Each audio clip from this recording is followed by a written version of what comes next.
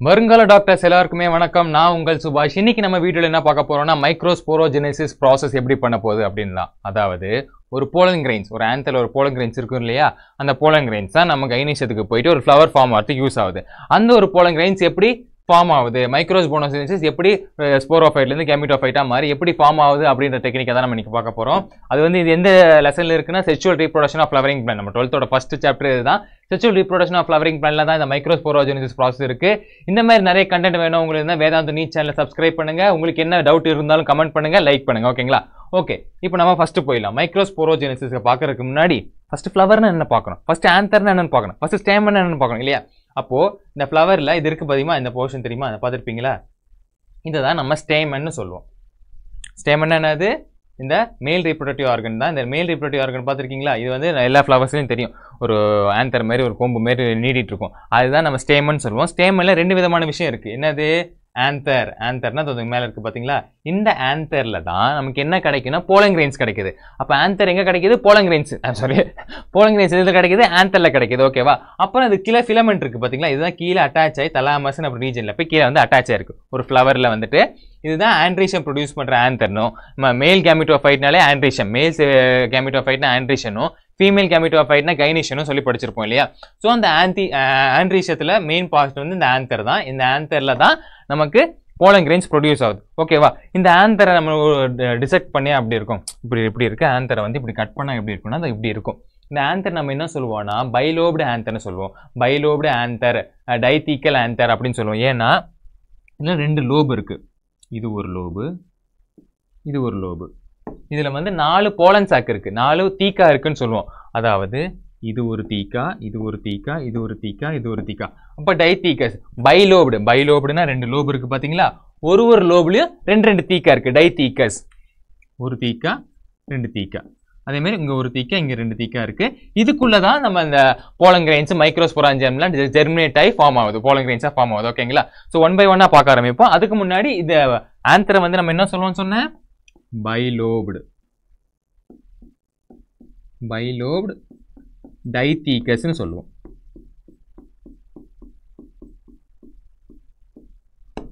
ஓகேவா? இது நம்ம டிரான்ஸ்வர்சேஷன் ஆஃப் ஆந்தர் தான் இந்த விட பார்த்துருக்கோம். எஸ், நம்ம டிரான்ஸ்வர்சேஷன் எடுத்து பார்த்தா இப்படி தெரியும். ஓகேங்களா? நம்ம 12th புக்லலாம் போட்டிருப்போம்ல, இப்படி தான் அந்த ஆந்தர் இருக்கும். ஃபர்ஸ்ட் அதோட அவுட்டர் கோத் எப்படி சார் இருக்கும் அப்படின்னு கேட்டீங்கன்னா, அது அவுட்டர் கோத் வந்து எபிடர்மிஸ் வரைஞ்சிருக்கோம் தெரியுமா? இந்த அவுட்டர் கோத் தான் எபிடர்மிஸ். 3 அவுட்டர் கோத் இருக்கும். அந்த 3 அவுட்டர் கோத்துமே ப்ரொடெக்ஷன் ஆஃப் த இன்னர் மைக்ரோஸ்போராஞ்சியத்தை ப்ரொடெக்ட் பண்றதுக்குனே இருக்கக்கூடியது அந்த 3 அவுட்டர் கோத்னு சொல்றது. அதாவது ஃபர்ஸ்ட் எபிடர்மிஸ், அடுத்தது எண்டோதீக்கியம். எண்டோதீக்கியம் இருக்கு பாத்தீங்களா, இந்த பிங்க் கலர்ல வரைஞ்சிருக்கு பாத்தீங்களா, அது எண்டோதீக்கியம்னு சொல்லுவோம். அடுத்தது மிடில் லேயர், மிடில் லேயர் இருக்கு பாத்தீங்களா?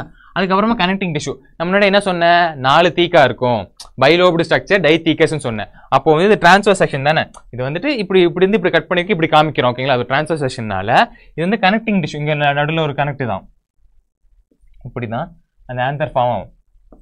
இப்படி கீழே அந்த ஆந்தர் வந்துட்டு கீழே லென்த்தா போகும் இல்லையா? அந்த கனெக்டிங் டிஷ்யூ தான் இங்க இருக்குது. இது வந்து டெபேட்டம். டெபேட்டம்னா என்ன சார் பண்ணும்? டெபேட்டம்னா அந்த மைக்ரோஸ்போராஞ்சியம், இந்த போலன் சாக்கு நரிஷ்மெண்ட் கொடுக்கும். நரிஷ்மெண்ட்ஸ் என்னது? நியூட்ரிஷன்ஸ் கொடுக்கும். அது வந்து எனர்ஜியா வச்சுக்கும், அது நரிஷ்மெண்டா வச்சிருக்கும். ஓகேங்களா? அதோட மெயின் பர்பஸ் தான் இந்த டெபேட்டம்ன்றது. இந்த மிச்சம் 3மே என்ன பண்ணுதுன்னா அதுக்கு ப்ரொடெக்ட் பண்ணுது. அவுட்டர் வால் ப்ரொடெக்ட் பண்றது, கவரிங் பண்றதுலாம் மிச்சம் 3ஓட வேலை. ஓகேங்களா? சரி, இந்த மைக்ரோஸ்போராஞ்சியம் எப்படி வந்துட்டு ஃபார்ம் ஆகுது, எப்படி அரைஸ் ஆகுதுன்னு பாத்தீங்கன்னா, ஃபர்ஸ்ட் ஒரு ஸ்போரோஜீனியஸ் செல்லா தான் இருக்கும். ஸ்போரோஜீனியஸ் செல்லா எதுல இருக்கும்? இதுக்குள்ள ஒரு ஸ்போரோஜினியஸ் செல்லா, நார்மலா ஒரு ஸ்போரோஜினியஸ் செல்லா இருக்கும், ஆப்ளாய்டு செல்லா, டிப்ளாய்டு செல்லா இருக்கும்ப்பா, அவ்வளோ. அதுக்கப்புறம் என்ன நடக்குதுன்னா அந்த ஸ்போரோஜினியஸ் செல் வந்துட்டு போலன் மதர் செல்லா மாறுது. ஃபர்ஸ்ட் ஸ்போரோஜினியஸா இருந்த செல் வந்துட்டு போலன் மதர் செல்லா மாறுது. இந்த போலன் மதர் செல் ஃபார்ம் ஆனதுக்கு அப்புறமா நிறைய போலன் மதர் செல் இருக்கும். எத்தனை ஸ்போரோஜினியஸ் செல்ஸ் இருக்கோ அத்தனை போலன் மதர் செல்ஸ் இருக்கும். அப்ப நிறைய ஸ்போரோஜினியஸ் செல்ஸ் ஃபார்ம் ஆனதுக்கு அப்புறமா மியோசிஸ் நடக்குது. மியோசிஸ்னா தெரியல, ரிடக்ஷன் டிவிஷன். மியோசிஸ் நடந்து, மியோசிஸ்ல என்ன நடக்கும்? ரிடக்ஷன் டிவிஷன் நடந்து 4 ஆப்ளாய்டு ஸ்போர்ஸ் ஃபார்ம் ஆகுது. 1 2 3 4. இது வந்து டிப்ளாய்டு. டிப்ளாய்டான போலன் மதர் செல்ஸ் வந்துட்டு மியோசிஸ் நடந்து 4 ஆப்ளாய்டு மைக்ரோஸ்போரா ஃபார்ம் ஆகுது. மைக்ரோஸ்போர் தான், மைக்ரோஸ்போர் மதர் செல்ஸ், அதாவது போலன் மதர் செல்ஸ்ல இருந்து டிப்ளாய்டான போலன் மதர் செல்ஸ் இருந்து மியோசிஸ் நடக்குது. மியோசிஸ்னா ரிடக்ஷன் டிவிஷன் நடந்து 4 ஆப்ளாய்டு ஸ்போர்ஸா ஃபார்ம் ஆகுது. இது டிஃபரெண்ட் ஷேப்ஸ்ல ஃபார்ம் ஆகுதுன்னு சொல்றாங்க. என்னென்ன ஷேப்ஸ்னா, ஃபர்ஸ்ட் டெட்ராஹெட்ரல் ஷேப், இந்த ஷேப்லயும் ஃபார்ம் ஆகும். இதுக்கு பின்னாடி ஒரு ஸ்போர் இருக்கும். அப்புறம் லீனியர் ஷேப்னு சொல்றாங்க. லீனியர் ஷேப்ல 4 லைன் இருக்கு பாத்தீங்களா. அதுக்கப்புறமா ஐசோபைலேட்ரல் ஷேப்னு சொல்றாங்க. அதுக்கப்புறமா டி ஷேப். இந்த 4 ஷேப்ல வந்துட்டு நம்ம போலன் மதர் செல்ஸ்ல இருந்து மியோசிஸ் நடந்து நம்ம மைக்ரோஸ்போர்ஸ் வந்து ஃபார்ம் ஆகுது. ஓகேங்களா. இந்த 4 ஸ்பேஸ்ல 4 ஷேப்ல ஃபார்ம் ஆகுது. அதுக்கப்புறம் என்ன நடக்குன்னா அது டிஸ்போஸ் ஆகுது. 4மே ஒன்னா இருக்குல்ல. இப்போ 4மே அந்த ஆப்ளாய்டு கண்டிஷன்ல இருந்து டிஸ்போஸ் ஆகுது. தனித்தனியா போகுது. தனித்தனியா போயிட்டு அப்புறம் மைக்ரோஸ்போரா மாறுது. மைக்ரோஸ்போர் தான் போலன் கிரெயின்ஸ். ஓகேங்களா. அடுத்தது மைக்ரோஸ்போரா மாறுது. எல்லாமே ஆப்ளாய்டா தான் இருக்கும். எத்தனை ஸ்போர் வந்துட்டு ஃபார்ம் ஆகுதோ, இங்க வந்துட்டு போலன் மதர் செல்ஸ்ல இருந்து மைக்ரோஸ்போரா எத்தனை ஸ்போர் ஃபார்ம் ஆகுதோ அத்தனையுமே போலன் கிரெயின்ஸா மாறிடும். அதான் thousands ஆஃப் போலன் கிரெயின்ஸ் இருக்குன்னு சொன்னாங்க. ஆனா ஒரே ஒரு மெகாஸ்போரா தான் இருக்கும், ஒரே ஒரு எம்ப்ரியோ சாக் தான் இருக்கும். ஏன்னா நிறைய போலன் கிரெயின்ஸ் இருந்தாதான் இங்க இருந்து டிராவல் ஆகி கைனிஷத்துக்கு போக முடியும்.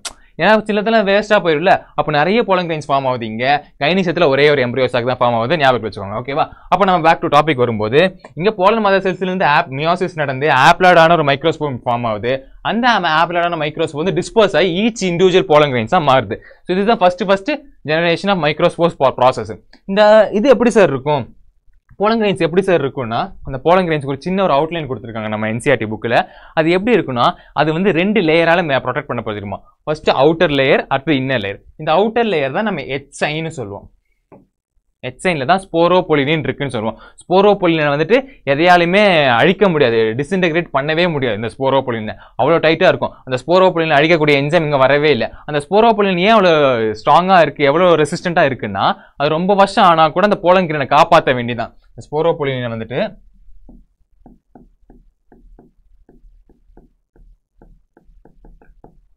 ஸ்போரோபொலின் வந்துட்டு ரொம்ப வருஷம் ஆனாலும் கூட அந்த இதை காப்பாற்றணும். அது உள்ள இருக்கிற போலன் கிரெயின்ஸ்ல வயபிலிட்டியை காப்பாற்றணும். அதனால அந்த அவுட்டர் லேயரான எச்சைன்ல வந்துட்டு இந்த ஸ்போரோபொலின் ரொம்ப ரெசிஸ்டண்டா இருக்கு, ரொம்ப இதா இருக்குன்னு சொல்லியிருக்காங்க.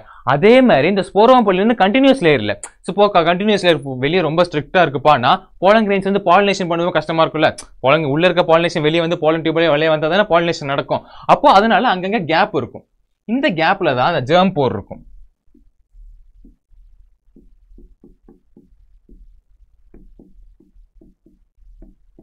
ஸோ இந்த கேப் வழியா தான் நமக்கு என்ன நடக்குது, நம்ம அந்த போலன் டியூப் எல்லாம் ஃபார்ம் ஆகி உள்ள இருக்கிற போலன் கிரெயின்ஸ் வந்துட்டு வெளியே போகுது. அப்போ இது அவுட்டர் லேயர். அப்போ இன்னர் லேயர் என்னன்னு, இன்னர் லேயர் தான் நம்ம இன்டைன்னு சொல்லுவோம். இந்த இன்டைன் எதனால மேடப் ஆகுதுன்னா செல்லுலோஸ் அண்ட் பெக்டின்.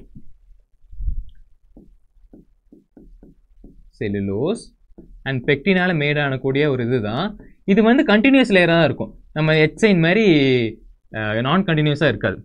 ஓகேவா. இது வந்து கண்டினியூஸ் லேயரா தான் இருக்கும். நம்ம எச்சைன் மாதிரி நான் கண்டினியூஸா இருக்காது. It's continuous layer which is made up of cellulose and pectin. ஓகேவா. இதுவும் protections of inner pollen grains தான். Mainly protections of inner pollen grains தான். அப்படினால தான் ப்ராசஸ். இந்த போலன் கிரெயின்ஸ் வந்து 2 செல்லா பிரிக்கிறாங்க. ஒன்னு ஜெனரேட்டிவ் செல்ஸ், இன்னொன்னு வெஜிடேட்டிவ் செல்ஸ்னு. ஓகேவா. இந்த வெஜிடேட்டிவ் செல்ஸ் தான் மேஜர் பார்ட் ஆஃப் த பாடியை பிடிச்சிக்கும். மேல இருக்கிறது ஃபுல்லா வெஜிடேட்டிவ் செல்ஸ். இது மெயின்லி ஃபுட் ப்ரொடக்ஷனுக்கும் ஷெல்டர் கொடுக்கறதுக்கும் இந்த மெயினாக அந்த வெஜிடேட்டிவ் செல்ஸ் யூஸ் ஆகுது.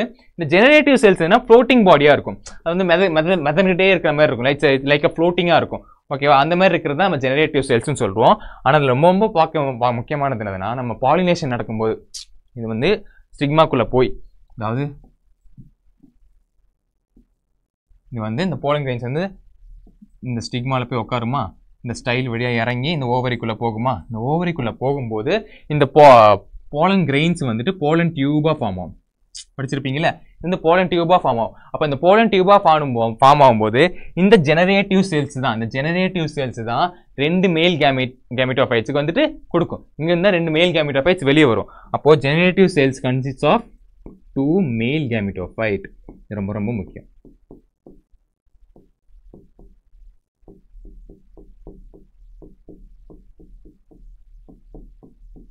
ஓகேவா. அப்போ இதுதான் outer growth of the pollen grains. First pollen grains எப்படி ஃபார்ம் ஆகுது நம்ம பார்த்தோம். ஃபர்ஸ்ட் ஸ்போரோஜினியஸ் செல்ல இருந்து போலன் மதர் செல்ஸா ஃபார்ம் ஆகுது. போலன் மதர் செல்ஸ் இருந்து மியோசிஸ் நடக்குது. நல்லா ஞாபகம் வச்சுக்கோங்க. மியோசிஸ் நடந்து 4 ஆப்ளாய்டு ஸ்போர்ஸ் ஃபார்ம் ஆகுது. 4 ஆப்ளாய்டு மைக்ரோஸ்போர்ஸ் ஃபார்ம் ஆகுது. அதுக்கப்புறம் டெய்சென்ட் ஆகி என்ன ஆகுது, தனித்தனியா பிரிஞ்சு போயிட்டு தனித்தனியா ஃபார்ம் ஆகுது. அதுல ஒரு போலன் கிரெயின்ஸ்ல அவுட்டர் லைன் வந்து எச்சைன்னு சொன்னோம். அவுட்டர் லைன் வந்துட்டு இன்னது அவுட்டர் லேயர் வந்து எட்சைனு, அது ஸ்போரோபொலினால ஆனது ரொம்ப ரெசிஸ்டண்டா இருக்கும். இன்னர் லேயர் வந்து இன்டைனு, அது செல்லுலோஸ் பெக்டினால ஆனது ரொம்ப இதா இருக்கும். அதே மாதிரி உள்ள வந்து 2 செல்ஸ் இருக்கும். 2 செல்ஸ் என்னது, மேல வந்து லார்ஜ் போர்ஷன் வந்து வெஜிடேட்டிவ் செல்ஸ் சொன்னோம். ஸோ லோவர் போர்ஷன், இந்த ஃப்ளோட்டிங் போர்ஷன் வந்து ஜெனரேட்டிவ் செல்ஸ் சொன்னோம். இந்த ஜெனரேட்டிவ் செல்ஸ்ல தான் 2 மேல் கேமிட்டோஃபைட் இருக்கு. ஓகேவா? ஓகே, ஒன்ஸ் இந்த இது மெச்சூர் ஆச்சு. இந்த மெச்சூர் ஆனதுக்கு அப்புறம் என்ன சார் நடக்கும் அப்படின்னா, இங்க பாத்தீங்களா இந்த ஆந்தர்ல வந்துட்டு ஒரு கான்ட்ராக்ஷன் நடக்கும். ஒரு கான்ட்ராக்ஷன் நடந்து என்ன ஆகுதுன்னா, இங்க இருந்து இந்த போலன் கிரெயின்ஸ் எல்லாம் டிஸ்போஸ் ஆகும். இங்க இருந்து அப்படியே போலன் கிரெயின்ஸ் எல்லாம் டிஸ்போஸ் ஆக ஆரம்பிச்சிடும். ஏன்னா thousands ஆஃப் போலன் கிரெயின்ஸ் வந்து ஃபார்ம் ஆகும். ஏன்னா இங்க நம்ம பார்த்திருப்போம், இந்த பைலோப்ல வந்துட்டு இந்த பைலோப்ல வந்து நிறைய போலன் கிரெயின்ஸ் இருக்கு.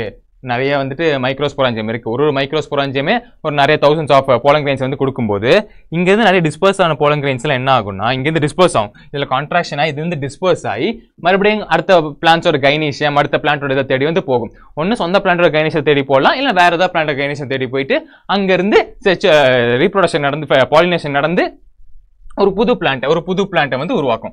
இல்லைன்னா ஒரு புது ஃப்ளவர் வந்து உருவாக்கும் அப்படின்னு நம்ம படிச்சிருப்போம். அப்போ இது வந்து மைக்ரோஸ்போரோஜெனிசிஸ் ப்ராசஸ் மட்டும்தான். இதுக்கப்புறமா மெகாஸ்போரோஜெனிசிஸ் எப்படி ஃபார்ம் ஆகுது, மெகாஸ்போர் மதர் செல்ஸ்ல இருந்து எப்படி ஸ்போரோஃபைட் கேமிட்டோஃபைட் ஃபார்ம் ஆகுதுன்னு நம்ம அடுத்த வீடியோல பார்ப்போம். இந்த வீடியோ உங்களுக்கு யூஸ்ஃபுல்லா இருந்துச்சுன்னா சப்ஸ்கிரைப் பண்ணுங்க. உங்களுக்கு இதே மாதிரி வீடியோ வேணும்னா கமெண்ட் பண்ணுங்க, லைக் பண்ணுங்க. ஓகேவா? மீண்டும் சந்திக்கும் வரை உங்களிடம் விடைபெறுவது சுபாஷ். ஓகேவா? பாய் பாய் பாய்.